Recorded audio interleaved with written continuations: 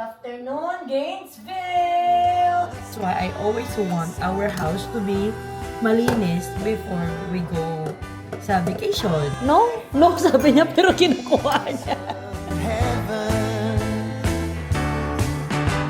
Yun palang naka-cube organizer ay yung karton. Kasi sabi ko kay Daddy,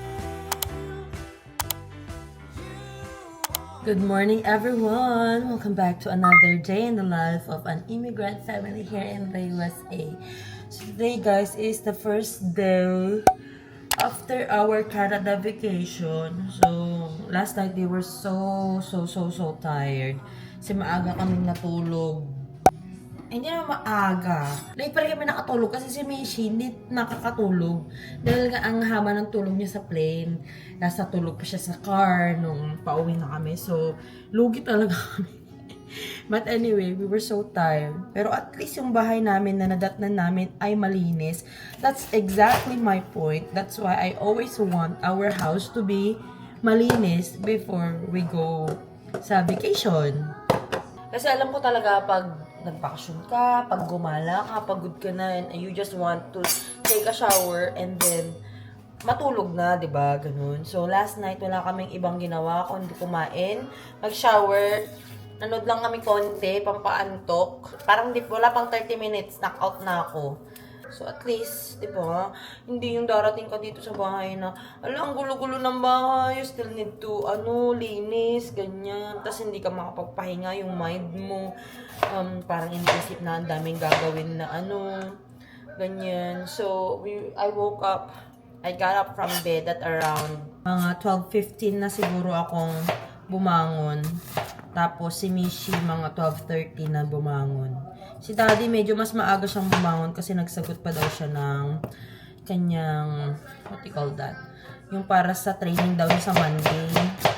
Yung mga lessons ba para sa training. So, nagsaing na si Daddy kanina pa.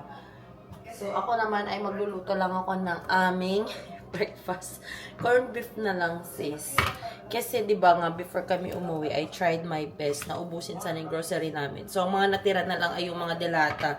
Wala na kaming gulay, I believe. Kung may gulay man kami, yung sure ako na hindi masisira sa 1 week na wala kami. Like, the sayote, nandyan lang siya sa labas. Din na namin nire-ref yung sayote. Kasi, I figured nasisira siya kapag nire-ref namin. ay, here's your fork, anak ko. Wala lang kulay kasi nandun sa luggage yung may kulay.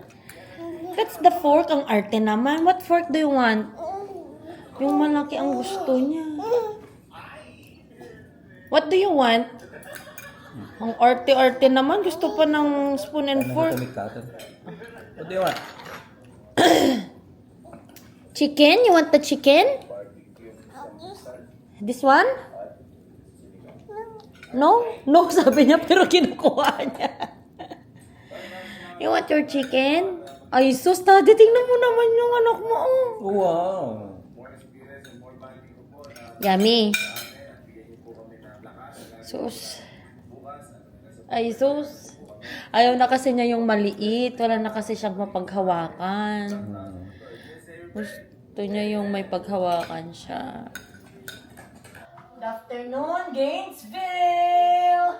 Kumusta naman kayo? Kumusta ang araw natin? Napakainit!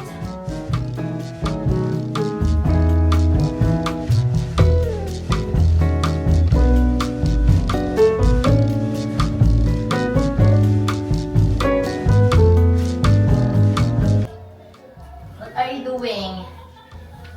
Walang magpapasaway here. Ang banining naman.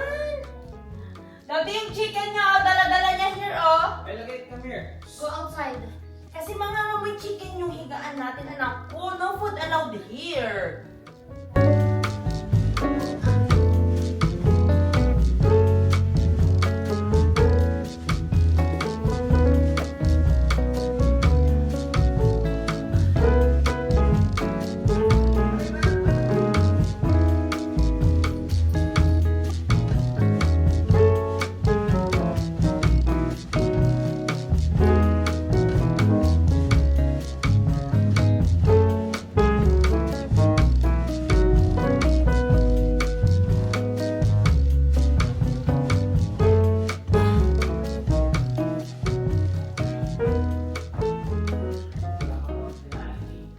ito na guys, sisimulan ko na yung pinaka hindi ko favorite part. Actually, dalawa ang hindi ko favorite part ng traveling.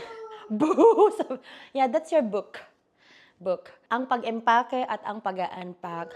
The only good thing is, nalabhan na namin ang mga damit namin. Ang madumi lang dyan na damit namin ay yung damit namin yesterday, kasi yesterday kami naglaba. Or the other day before our flight. And yung damit namin ni Mishi nung kasal. At yung coat ni Daddy kasi wala silang pwedeng mapaglagyan for the kasi delicate yung fabric. So, sabi ko sa bahay na lang namin para makabili ako nung malaki na. Para sa delicate fabric. Mag-unpack tayo. We have 2 big luggage and 1 carton.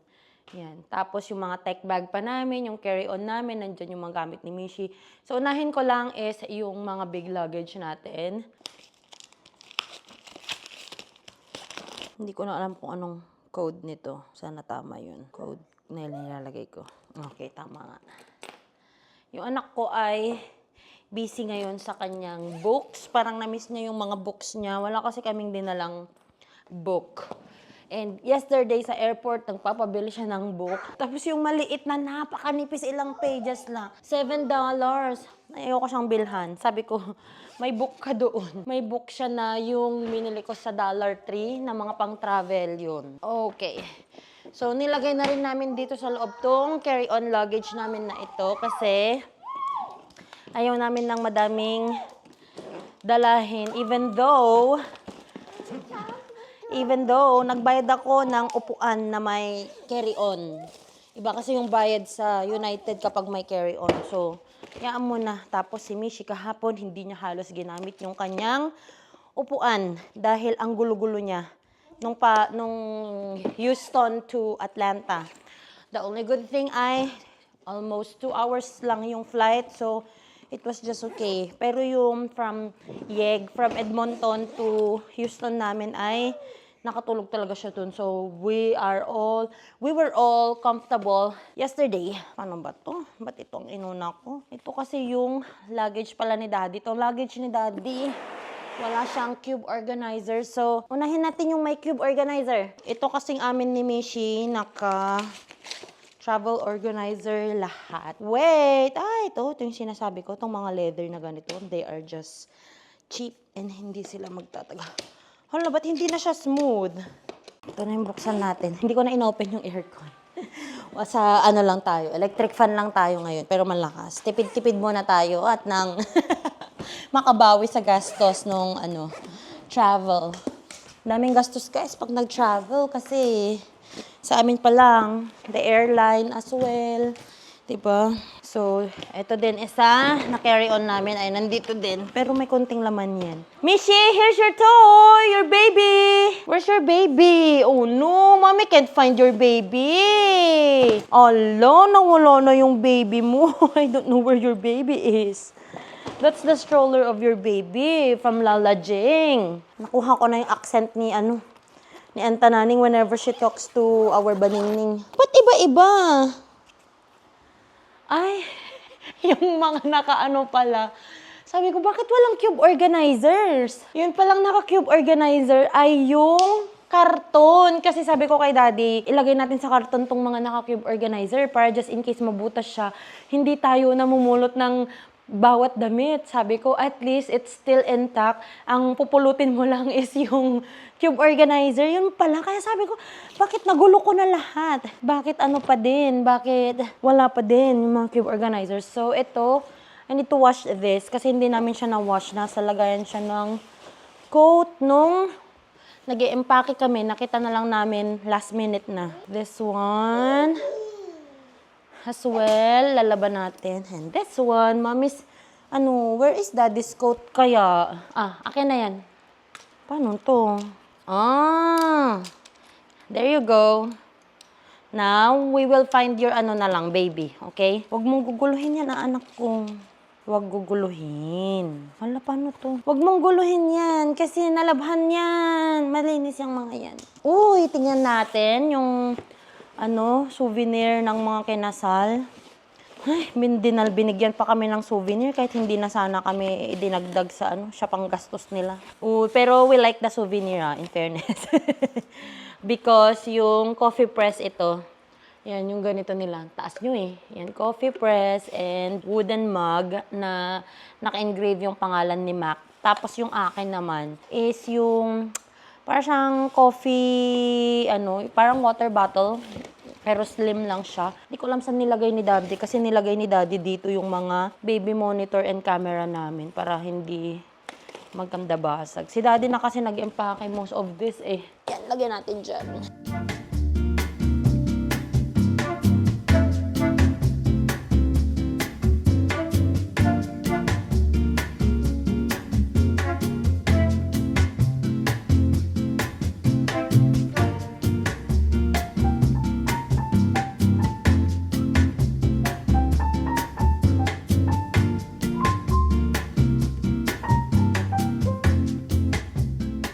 So, dahil nailabas ko na, mistake, dapat pala doon ko na siya sa kwarto nilabas lahat. Para doon sa bed namin, doon ako mag-ayos. Para din na naman ako magbubuhat na ilalagay sila sa, sa mga closet namin or sa drawers namin yung mga damit. But anyway, tapos na nandito na silang lahat. So, what I'm gonna do is transfer all the clean clothes sa aming bed para doon ko sila tupiin ulit para maayos sila sa pagkakatupi para mailagay ko na siya sa drawer. And then, tsaka ko bubuksan yung aming karton para hindi, minsanan na, overwhelming. Tas mamaya hindi ko na naman magawa kasi na-overwhelm na naman ako. You know what I mean? So, let's go. Ala, yung anak ko kumakanta. Naka-mic na naman ang gusto. Okay. Sayang na talaga dating pag-ibig na alay sa'yo. Sayang na sayang talaga pagmamahal na di ko makakamta sa iyo. Yang si Mishi, nasanay na siyang nagbibideo okay dahil dun sa pagbibideo okay namin dun sa Canada. So ngayon, gusto niya, may mic na din siya pag kumakanta siya. Diba guys? Kakaayos ko lang ng kwarto namin, magulo ulit. But anyway, I'm done with the damit. Mostly pala yun ni Daddy. Yung mga nilabas ko kanina. Ito, mga damit lang to ni Mishi. Hindi ko pa siya mailagay sa kwarto niya kasi nandun nag-sleep si Daddy. Kasi meron siyang work tonight. And mas mabuti na dun siya matulog para, maayos ko tong mga gamit namin dito. Actually, naman siya talaga natutulog pag galing siyang night shift. Kasi, alam niya na gamit namin ni Mishi tong kwarto kapag daytime. Kaya, tong kwarto namin, may mga gamit din si Mishi na diaper, yun lang. Pero yung mga damit niya, still in her walk-in closet. So, minsan lang nagdadala lang ako. Pag alam ko na matutulog siya, ganun, magdadala ako ng extra. And on that note, kailangan pala ay maglagay na ako ng mga extra na damit dito ni Mishi para hindi na ako. Grabe yung pagtatali ni brother. Ang daming bang lashing ba ito? Ano ba tong knot tying na ito? Wait, Mishi. Wait. Mommy needs to pull this first. Kasi si brother ang nagtali nito eh. Wait! Dada, don't get Dada's picture. Lagyan na lang niyan kinukuha yung picture ni Daddy niya doon. Yung mga pictures namin. Yung sa photo booth, yung strip lang na gano'n. Mimi, anong Mimi? Ang tawag niya sa akin, Mimi. Pero kapag nagsasign siya, Mimi. Pero ang tawag niya sa kanya, sa sarili niya is baby. Kaya, tinuturuan ko siya ng proper na sign ng mommy. Para hindi yung Mimi, ganito yung Mimi niya, masyadong maba. Ganito pa man din siya. Ay, sana wala akong matamaan dito. Buti na lang meron tong box nila, sister. Yung pinang-ship ng mga gamit for the wedding. Ito eh. Kasi sabi ko kay Daddy, gusto kasing bumili ni Mac ng extra na luggage namin. Kasi nga nagdagdag kami ng bagahe. Another one.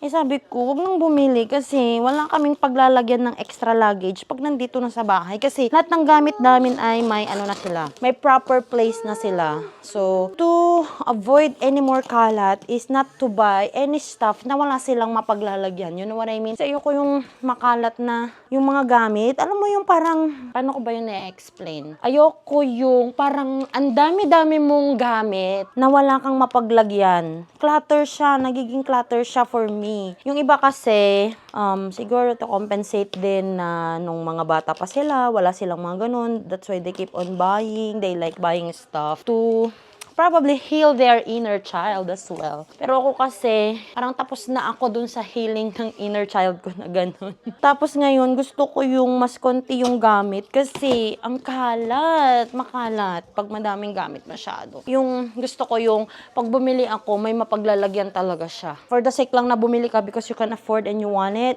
Pero wala siya mapaglagyan. Ayoko ng ganun kasi ang sakit sa ulo, na-stress ako sa kalat. You know what, Mishi? Mommy found your boots. It's here. Baningning, your boots is here. Yeah. Di ba you like your boots? Ito yung mga sinasabi ko na, ito mga nilagay nilang ni Daddy siguro tong mga to kasi ang gaan nung tinimbang niya. Tapos tong mga diapers ni Mishi na extra, na binili ng kanyang lala, inuwi na namin. Siyempre wala namang gagamit doon. And I don't know kung matutuloy ba kami doon sa next year, early next year, pumunta. Hindi ko pa alam. So, we will see. Tapos, yung mga binili namin na pang work sa Uniqlo, mas mura kasi bumili doon kasi mas mababa yung tax. So, may mga binili kami na pang work. Alam mo yung ginagamit sa hospital na under the scrub suit, ganun. Pag malamig, ganyan. Or kapag night shift kasi malamig sa hospital. So, maganda yung may ganyan. Hindi kami ngayon nag-shopping, guys, ng ano. Alam mo yung shopping lang na gusto mo lang mag-shopping. Hindi na kami ganun. Tight ang budget ngayon. So, mga pang-work talaga. Yung mga binili namin ay may ROI. Pati yung camera na binili namin, dapat namin yun ROI. Kaya magbablog kami ng magbablog para sa camera na yun. Para ma-ROI. Kasi that's for the vlog naman talaga. Okay, this is done. Pwede nang itapon to. But I still need to take the stickers off kasi nandyan yung information namin. Just the barcode itself will show your information, your, I don't know. Basta, tatanggal ako ng mga stickers. This, rope na pinangtali namin, I need to put it in a place na secured, na hindi ma-reach ni Mishi. Kasi ito yung mga hazard sa age niya, like choking hazard when it comes to this. Yung pwedeng matali and then they don't know how to untangle na. So, pwede silang ma-choke gamit ng mga ganito, yung mga chargers, mga ganyan. Kaya laging nakatago yung mga ganito dapat. Though we don't have things like this na, pero yung mga, bungee cord ni Daddy, usually naman sa sasakyan yung mga yun. Kasi sa sasakyan naman namin ginagamit yung mga yun pag nagkakarga kami ng mga things sa truck. So wala kaming tali dito, but the chargers, yung mga cords na ginaganyan, pwedeng ganyan. We try our best na hindi talaga niya ma-reach. Kasi nga, choking hazard, fall hazard, fall risk, yung mga ganyan yung mga sa age niya ngayon kasi lahat inaakyat, lahat nilalag na Pero yung choking na when it comes to yung sinusubo, hindi naman siya ganun. Kahit nung baby siya, hindi siya masyadong nagsusubo ng mga bagay-bagay. Tapos kung foreign thing, niluluwa niya. So, hindi ako masyadong nag-worry sa mga ganun kasi noon pa man, niluluwa talaga niya pag walang lasa na hindi siya food, ganyan, niluluwa niya. So, good tayo dun. Also, mga supot din pala. It reminds me, kasi hawak niya to guys. Suffocation din, problema sa kanila. So, yung mga ganyan, yung mga problema sa age nila ngayon kasi very curious sila when it comes to the things that ginagamit ng mga adults na nakikita nila. So, gusto nila i-try din nila. So, eto mga supot. Kailangan nakalayo yung mga yan. So, eto nga pala yung closet namin dito sa master bedroom, guys. Currently, ang laman lang nito ay yung mga dressier clothes namin. Like my dresses, yung mga hindi siya kailangan ito pa, like my long sleeves, uniforms, si Daddy, yung mga long sleeves niya, hoodie, ganyan, kasi mahilig siya sa mga hoodie, ganyan. Tapos yung mga pants, andito din siya. But for our shirts, shorts, underwears, mga ganyan, andun siya sa mga dresser namin. Tapos dito din sa taas, ang nakalagay dito ay our towels, na hindi siya yung ginagamit for the guest. So, yung parang guest towels namin ay nandun talaga siya sa room ni Mishi kasi doon namin pinapastay ang guest if ever may dumarating. Kagaya nung dumating sila mama ko, si Dana, doon nandun yung guest towels. And then, magkaiba din kasi ng size yung aming bed. So, yung bed namin dito is the king size and yung bed doon sa kwarto ni Mishi is the queen size. So, lahat ng queen size pillowcase, queen size bed sheet, queen size flat sheet, queen size na ang tawag nito, comforter, nandun lahat. Para kapag kailangan magpalit, doon lang ako kukuha. Hindi na naman ako pupunta dito kasi medyo malayo. Nakakatawang sinasabi, medyo malayo. Pero tamad lang talaga yung maglakad ng mga gano'n. Alam mo yun, ayoko yung pabalik-balik ako sa ano. Medyo malayo siya. Kasi may hallway doon. Kasi nga may isa pang room doon, yung office namin. Ginagawa naming office doon. So, nung pumunta kaming Canada, iniwan na namin doon. May tig-isa na kaming jacket na iniwan doon ni Daddy para hindi na kami magdadala ng mga jacket namin. Para pagdating namin ng Canada, pag sinundo nila kami sa airport, dalhin na lang din nila siguro yung ano namin, yung jacket namin. Kinikip pa rin naman namin yung mga yun, mga pang-winter namin, just in case, para din na kami bumili. So, ang mga nandito lang ay yung mga pang-fall, tsaka yung mga dresses, mga ganyan. You want your baby? Where's your baby? Siguro napapansin nyo na sa mga vlogs ko, mga paulit-ulit lang yung mga damit ko. Kasi this year, I made a no-buy list. And one of the things that I put on my no-buy list ay, wait lang anak ko, ay yung mga damit na dresses ko. Dahil last year, namili ako ng mga dresses. So sabi ko, I don't need dresses na naman ngayon para lang sa summer, you know what I mean? Kasi nga, mas prefer ko yung dress compared sa pants. Kasi nga, mas comfy na siya with my size ngayon. Ayoko na ng mga tas nakakagalaw ako ng mas maayos kapag nakadress ako. So, I don't buy a lot of clothes na. Parang this year, kung bumili man ako, yung mga shorts ko, kasi nga wala talaga akong shorts na kasya na sa akin. T-shirt ko na wala nang kasya sa akin. So, makikita nyo, ulit-ulit lang. Kaya ngayon, I'm more on, nag-invest ako sa mga, for next year, kung bibili siguro ako, hindi na siya masyadong mga statement pieces. Like, for example, ayoko nang bumili ng print siguro na, pag napansin mo na inuulit-ulit lang siya, ganun. Well, there's nothing wrong naman sa paulit-ulit. Pero mas gusto ko yung plain color lang siya para magawan ko siya ng ibang style, mga ganyan na parang new look again. And naisip ko lang kasi na-enjoy ko yung dati nung when I was still on my 20s na I like dressing up and I like but I don't need to spend a lot of money just to dress up. So, there are things now that we prioritize kesa sa mga outfit. Wala na kami sa era na na outfit ang priority kapag namamasyal. Kaya kung mapapansin nyo yung Canada vlog ko, my outfit this year sa Canada vlogs ko ay yung mga outfits ko nung 2023 ay almost the same. Same sweater yung mga dinala ko. Sabi ko nga baka sana iniwan ko na lang pala yung mga sweater ko ng mga yun. Kasi yun lang din naman ginagamit ko pag nasa Canada ako. Tapos nasa no-buy list ko din ang, I think, shoes. So this year, wala pa akong nabili na shoes. Wala pa akong nabili na sandals. Parang mga ganyan. Tapos, makeup, nasa no-buy list ko rin na hindi ako bibili ng mga makeup unless naubos na. So, iisa lang yung foundation ko ngayon. Isang lip tint, isang lipstick. Tapos yung mga binili ko lang sa Pilipinas kasi mas mura doon. Yun. So, nagagamit ko na ngayon yung mga galing Pilipinas. So, inuubos ko muna yung mga products ko before I purchase. Kasi nga, magastos tong anak namin. Yeah. Gustong nagbilalambitin nito. Ang kulit-kulit. Ang kulit-kulit. Sige, makulit ka ha. Sige. 1, 2, 3! Again. Ang kakalat pa yung mga boots mo dito. Again. Yung baby mo, wala nang damit yung baby. 1, 2, 3! So, ito pala yung binili namin, guys. So, pumunta kami Uniqlo nung isang araw, yung the day before our flight. This one, ito yung binili ni Daddy, yung pang under the scrubs niya na parang t-shirt. This is the dry crew neck short sleeve t-shirt. Ayan. So, gusto daw niya na, kasi si Daddy nagti-t-shirt siya under the scrubs. So, t-shirt yung kanya.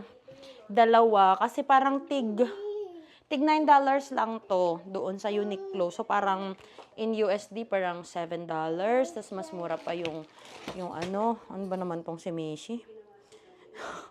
Ang gulungan ng anak ko, guys. Nakakalat niya lahat.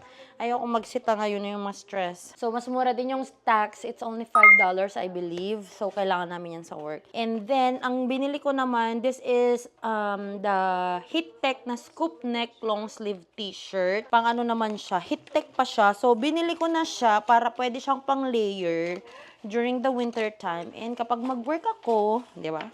May magagamit pa ako. Kasi yung mga ganito ko, guys, dati nagiginagamit ko nung nag-work pa ako ay hindi na siya kasya sa akin. And those things, pinang-layer ko din siya dati. So, ito siya. Manipis lang siya. So, perfect siya for work. Lightweight lang, ganyan. Tapos, scoop neck siya. Ang nipis lang niya, as in. So, kung magle-layer man ako, maganda to na pang-layer dito kasi hindi siya yung heavy-heavy na winter time. So, I got two. Kasi kung mag-work naman ako, 2 days lang, 2 nights lang yung work ko. So, I don't need a lot. So, ayan. Kasi daddy, yung gusto sana niyang bilhin na pang-work niya noon sa Canada na shoes, ay wala kaming nahanap. Kasi puti lang yung available nila na on cloud and ayaw niya yun.